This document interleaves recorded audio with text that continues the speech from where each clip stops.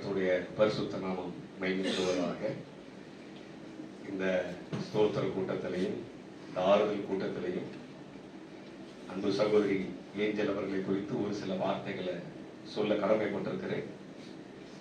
ஆண்டவர் தாமே அன்பு சகோதரர் லிஜோ அவர்களை ஆறுதல் படுத்துவாராக, தைரியப்படுத்துவாராக. ஏனென்றால் இழப்பு என்பது சாதாரண விஷயம் கிடையாது. மரணம் எல்லாரையும் ஒரு நாள் சந்திக்க தான் போகுது. ஆனா சில நேரங்களில் அந்த இளம் வயதிலே மதிக்கும் பொழுது அந்த இழப்பு வந்து எல்லாருடைய குடும்பத்தையும் பாதிக்கும். என்னதான் நம்ம எல்லாருமே தைரியப்படுத்தினாலும் ஆறுதல் படுத்தினாலும் அந்த இடத்தை யாராலையும் நிரப்ப முடியாது. ஆனா சகல ஆறுதலின் தேவன் அன்பு சகோதரனை ஆறுதல் படுத்துவாராக. இந்த சென்னைக்கு வந்து 10 ஆண்டுகள் ஆகிறது. நான் அவங்ககிட்ட இருந்து கவனிச்ச ஒரு சில காரியங்கள் நான் வேகமா சொல்றேன்.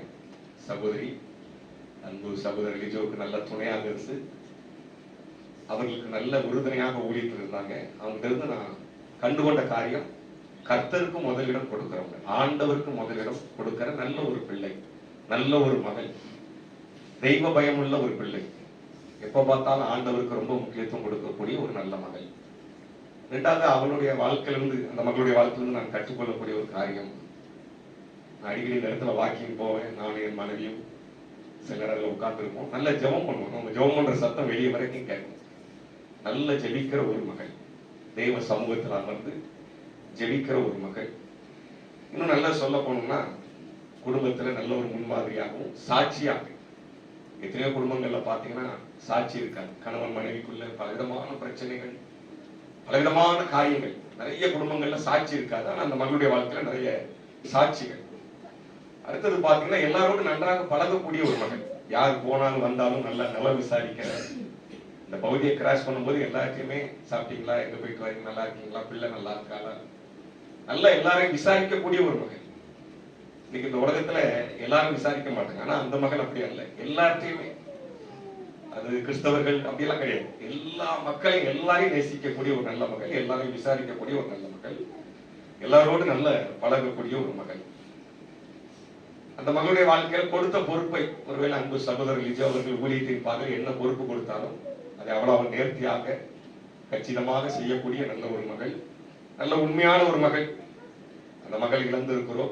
இன்னும் சொல்ல போனா எனக்கு அருமையான பிள்ளைகளே, ரொம்ப பொறுமையான பொண்ணு, நல்ல ஒரு பொறுமை இருக்கும், முறுமுறுப்பு கிடையாது. மற்றவங்கள மாதிரி அவங்க இப்படி இருக்கிறாங்க, இவங்க இப்படி இருக்கிறாங்க, அவங்க நல்ல நிலைமைக்கு வந்துட்டாங்க, இவங்க நல்ல நிலைமைக்கு வந்துட்டாங்க, நான் இப்படி இருக்கிறேன்.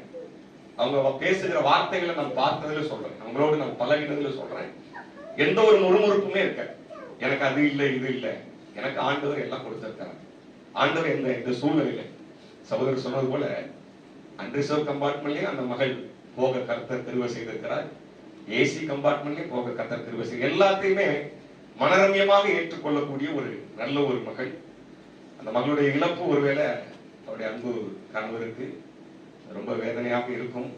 ஆனாலும் ஆண்டவர் ஆறுதலின் தேவன், மகனை ஆறுதல் படுத்துவாராக, தைரியப்படுத்துவாராக. சொன்ன போனா இன்னும் நல்ல ஒரு தாழ்மையான பொண்ணு, நல்ல ஒரு தாழ்மையாக இருப்பாங்க. பெருமை இருக்க, எதை குறிச்சுமே மேன்மை பாராட்டாத ஒரு பிள்ளை. நாங்க அப்படி, நாங்க இப்படி, எங்க குடும்பம் இப்படி, நாங்க அப்படி இப்படிலாம் இன்னைக்கு நிறைய பேர்கிட்ட பழகும் பொழுது நிறைய பெருமைகள் இருக்கும். ஆனா அந்த மகள்கிட்ட அப்படிப்பட்ட ஒரு பெருமை கிடையாது. யாருமே எதிர்பார்க்கல, இந்த இழப்பை யாருமே எதிர்பார்க்கல. ஆனா ஆண்டவர்கிட்ட நம்ம கேள்வி கேட்க முடியாது. ஆண்டவர் எதை செய்தாலும் நன்மைக்காக செய்கிற தேவன். தொடர்ந்து மகனோடு இருந்து அவருடைய ஊழியத்துல கர்த்தர் கூட இருந்து என்ன நோக்கத்துக்காக ஏஞ்சல் ஆண்டவர் இந்த உலகத்துல கொண்டு வந்தாரோ அந்த நோக்கத்தை மகளை கொண்டு நிறைவேற்றினார். அவருடைய ஆசைகள் என்னெல்லாம் ஆசைப்பட்டாங்க, என்னெல்லாம் செய்யணும்னு நினைச்சாங்களோ அதை ஆண்டவர் அன்பு சகோதரர் லிஜோ மூலமாக நிறைவேற்றுவாராங்க. யோசேப்பு சொல்லுவாரு, நீங்க ஒரு நாள் கானானுக்கு போக போறீங்க, அப்ப என்னுடைய எலும்புகளை இங்க இருந்து எடுத்துட்டு போயிருங்கன்னு சொல்லுவார். அதே போல பல ஆண்டுகள் கழித்து இஸ்ரவேல் ஜனங்கள் 430 வருஷம் அடிமைத்தனத்திலிருந்து விடுதலை ஆகி அந்த கானானுக்கு போகும் பொழுது அந்த யோசேப்பு அன்னைக்கு சொன்ன அந்த காரியத்தை மோசே நினைவு வைத்து அவனுடைய எலும்புகளை கொண்டு போவார். இதை ஏன் சொல்றேன், இந்த குடும்பத்தார்கள் சொல்ற காரியம், அந்த மகள் ஒருவேளை நம்ம எல்லாத்தையும் நிறைய காரியங்களை சம்பாதித்திருக்கலாம், பேசியிருக்கலாம், என்ன ஆசைப்பட்டாங்களோ அதை நிறைவேற்றுவோம். கர்த்தர் நம்மளோடு கூட இருப்பாராங்க. ஆமென்.